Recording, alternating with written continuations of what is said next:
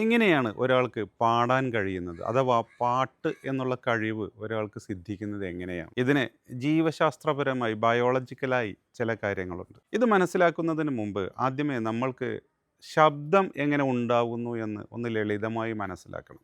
നമ്മുടെ കഴുത്തിൻ്റെ നടുവിലായി ലാരിങ്സ് എന്ന സ്വനപേടകം എന്ന് പറയും ഒരവയവമുണ്ട്.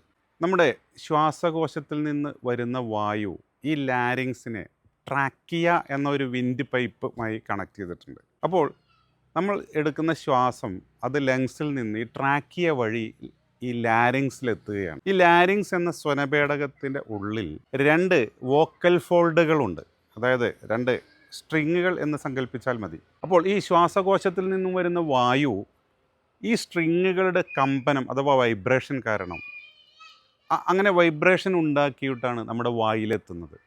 ശ്വാസകോശത്തിലെ എയർ ലാരിങ്സിലൂടെ വരുമ്പോൾ ഈ ഫോൾഡുകളുടെ വൈബ്രേഷൻ തട്ടി നേരെ വായിലെത്തുകയാണ്.